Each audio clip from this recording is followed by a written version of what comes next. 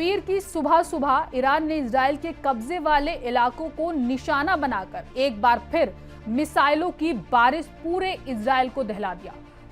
जंग के बाद से इजराइल की जानिब से ये 10वीं बमबारी थी। इस हमले के बाद इजराइल में अफरा तफरी मच गई और इजरायली बंकरों में छुपते हुए नजर आए। एक्सपर्ट का मानना है कि इजराइल ने मधुमक्खी के छत्ते में हाथ डाल दिया है और इसका अंजाम इजराइल के लिए बेहद खतरनाक होने वाला है। इतना ही नहीं, एक्सपर्ट की माने तो अमेरिकी प्रेसिडेंट डोनाल्ड ट्रंप भी इस जंग को रुकवाने की कवायद में लग गए हैं, क्योंकि उन्हें बिल्कुल अंदाजा नहीं था कि ईरान की जानिब से इतना खतरनाक जवाबी हमला होगा। लेकिन वेस्टर्न मीडिया इजराइल में हो रही तबाही को पूरी तरह से छुपा रहा है, ताकि खुद को दुनिया का सबसे ताकतवर मुल्क कहने वाला इजराइल दुनिया की नजरों में मामूली ना हो जाए। इस रिपोर्ट में हम आपको वो मनाजिर दिखाएंगे जो मगरिबी मीडिया नहीं दिखा रहा, और ये भी आपको बताएंगे कि ईरान के हमलों से कितना नुकसान इजराइल को हुआ है और कैसे इजराइल दुबककर बंकरों में छुप रहा है।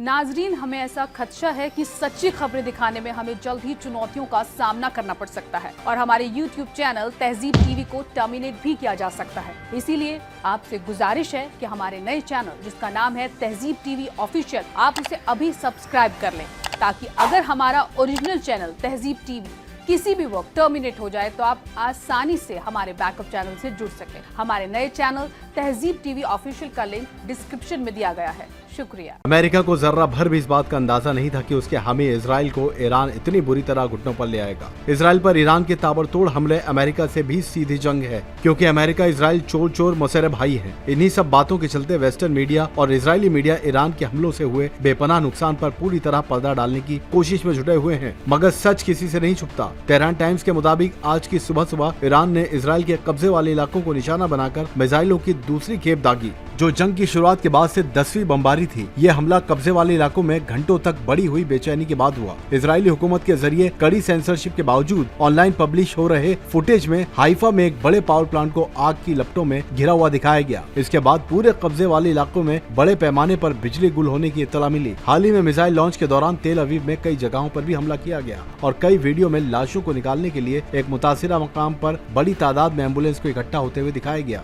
इससे पहले आधी रात को ईरान ने नेगेव रेगिस्तान और किरियात गत के साथ साथ हाइफा के दीगर इलाकों में स्ट्रेटेजिक साइट्स को निशाना बनाया, जिससे फौज और माली बुनियादी ढांचे को काफी नुकसान पहुंचा। नेगेव रेगिस्तान, जो अक्सर ईरानी हमलों का हदफ रहा है, उसमें डिमोना न्यूक्लियर कॉम्प्लेक्स और खुफिया मिसाइल तैनाती मकाम है। किरियात गत इजराइल के इजरायली मिलिट्री टेक्नोलॉजी सेक्टर के लिए एक अहम सेमीकंडक्टर मैन्युफैक्चरिंग सेंटर है। मतलब ये कि ईरान ने इजराइल के उन ठिकानों को ज्यादा निशाना बनाया है जिनमें अमेरिका, यूके, यूरोप से इजराइल को मिलने वाली मिलिट्री और जदीद हथियारों की मदद शामिल है। इजराइल की इन्हीं अहम फैसिलिटीज को ईरान ने निशाना बनाकर ताबड़तोड़ हमले किए और उन्हें तबाह कर दिया। बता दें कि ईरान के भयंकर हमलों से इजराइल में ऐसी खतरनाक तबाही मची है कि इजरायली सेटलर्स में बुरी तरह भगदड़ मच गई है। इजराइल 2 साल से जो तबाही गजा में मचा रहा है, अब वैसी ही तबाही ईरान ने इजराइल में मचाई है। ईरान की घातक मिसाइलों ने इजरायली शहरों को खंडरों में तब्दील कर दिया है। तेहरान टाइम्स के मुताबिक ईरान की बैलिस्टिक मिसाइलों के हमले के बाद कब्जे वाले इलाकों में बहुत बड़ी तबाही मची है, जिसे वीडियो में कैद किया गया है। इजरायली मीडिया ने मिसाइलों के वॉरहेड्स के असर को भयंकर बताया है और फुटेज में तेल अवीव और कब्जे वाले इलाकों के दूसरे शहरों में तबाहकुन नजारा दिखाया गया है। ये सब ईरान के ऑपरेशन ट्रू प्रॉमिस 3 के तहत किया गया। इजराइल में ईरान ने जो कयामत बर्पा की है, उसे छुपाने की पूरी कोशिश की जा रही है।